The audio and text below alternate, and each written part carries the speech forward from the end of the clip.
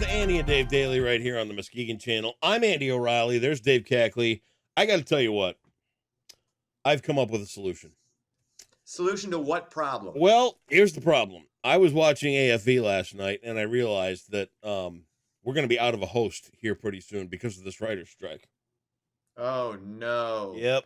How are they going to write that material? Well, they're not going to have What kind of scab can you get to walk across the picket line? I don't want to call myself a scab, but what I'm saying is that I can provide a bridge for those who like to watch AFV until this is not scab work, okay?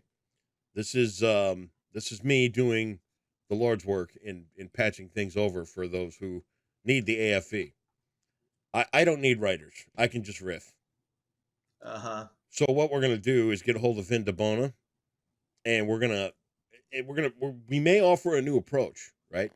But you and I are gonna get to see the videos first. New spin? You mean a new spin on an old classic? Right. So what we're gonna do is you and me are gonna get the videos first, and then we're gonna comment during the videos, during the writer's strike. We'll call it AFV Writer's Strike Edition, starring Andy and Dave. And I'll point out everything that's funny, and you can sit there and be critical, and it'll sound just like Statler and Waldorf on the Muppets, and we will, just the two of us, save the industry.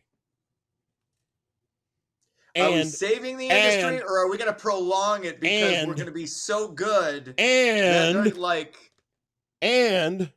go ahead. Not only that, we will get you akin to watching the best show ever on TV.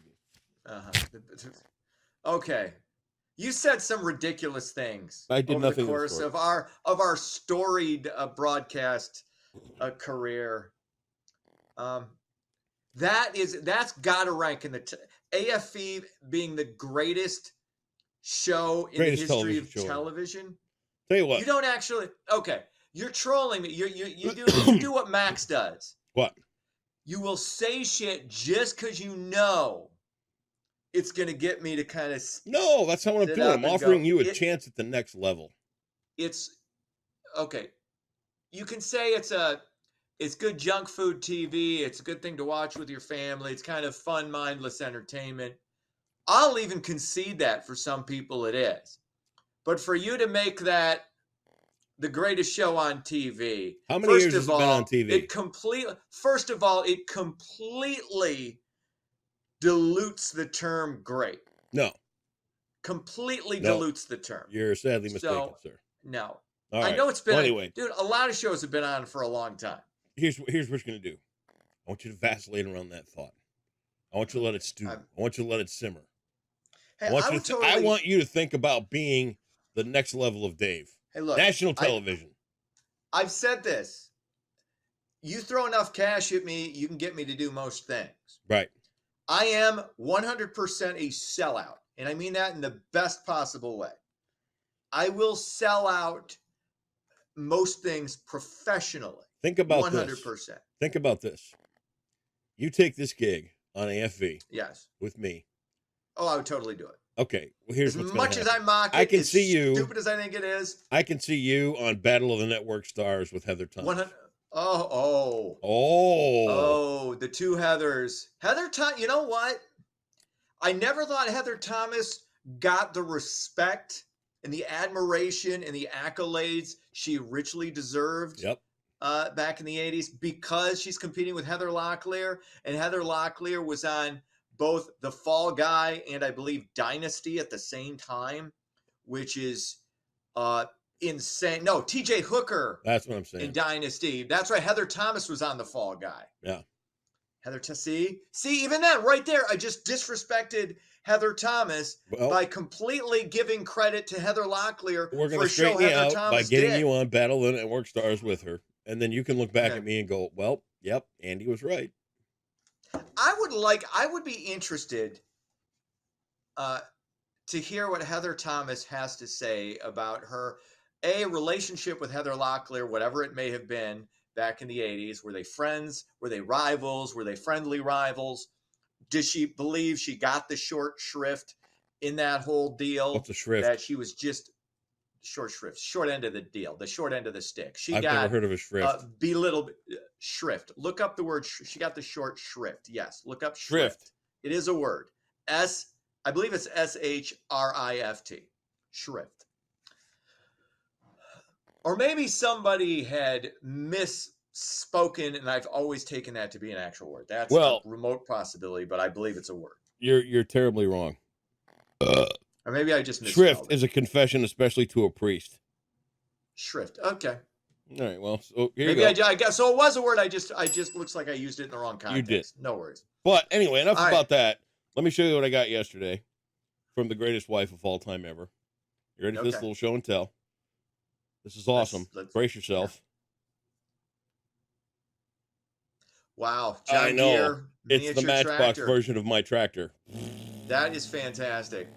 You can almost see me working the land. Wait, do you have the shovel on the front? Do you have that for plowing in the winter times? No, I use it in the summer. I use it in the winter. I got the bucket, man. You're moving what are you moving dirt? Sometimes. Really? Yeah. But you don't use it during the winter? Yeah. Okay. It's year round, man. Oh, nice. Good for you. That's getting full use out of your lawn equipment. Isn't that great? Good for you. Look at that. Look at Andy. Look at it straight on. Imagine that coming at you. I'm in Footloose and it's coming at me. It's a tractor. Yeah, I can feel the testosterone oozing through the screen. I really can. I'm impressed. Nice little gift from the wife there. If you had a wife, you'd get gifts. God bless. I know. Unfortunately, I'll just have to enjoy being single for the better part of eternity. With your special sock. Perfect. Let's get into it.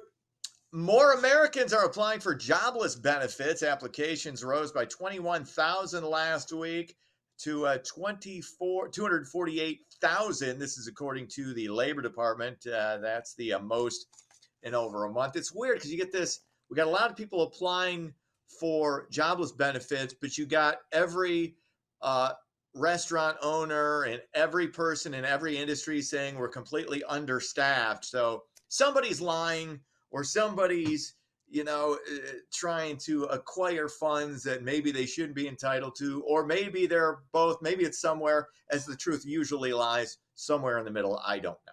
I just think people are not going to work for sucker money. For $17 an hour at Wendy's when they have no education. Dude, nobody's making $17 an hour to Wendy's unless you're the maintenance guy and you got to go store to store. Dude, actually 16. I should. It's like $16 an hour, and that's at the Caledonia McDonald's. Okay. Yes, they are. Okay. So again, and these are. I don't know. It's gonna be bad enough. I hate it for the small business people. It's gonna be bad enough. I hate it because it's going to be bad enough when automation completely takes over and people have literally nothing to do. I know. And you're just, you're just living off your government cheese, and we're all just kind of sleeping in, and nobody has got oh God, dude, it's bad. It is going to be. We are going to turn into idiocracy. This is turning into a fourth world economy in the United States. It's going to. Yep. To be continued. This is a fun story. A Native American group is protesting the NFL's Washington Commanders. The Native American Guardians Association wants the team to change its name back to the Redskins. Group founder Eunice Davidson wants the team to revitalize its relationship to the American Indian community. She points to a poll of Native Americans that showed 90% were not offended by the term Redskin. Sorry, Eunice. The self-righteous white people have spoken, decided it's racist. Yep. So you need to go sit back down and just, understand that that's the case. If you're not offended, if you're not offended, we will be offended for you. I won't. That's how it goes. I won't name names of cities or municipalities or anything, but we were in a smaller community adjacent to our city of Muskegon the other day. Mm-hmm. And there were flags everywhere that said, a certain ex-president will reign again in 2024. Just about every house, all draped with it, everywhere you look, blah, blah, blah, blah, blah. And then right in the middle of it, There's a sign in a store window that says, "A witch lives here. Witchcraft. Come upstairs. Here's the phone number." And I thought to myself, Okay. a witchcraft in a community like that? We can't have that. We should burn her at the Yeah, stake. takes all kinds. We got everybody everywhere. It's all good. Isn't that all it takes? Is if we just recognize everybody can do their own thing and it's okay. I think that's all anybody's ever asked. That's great. I love, like I said, one of the greatest experience I had at the local bar in Caledonia, and one of everybody. And again, it's not a rural community. It's a growing community, but it's still, it's not a city. No. But he was one of the best guys.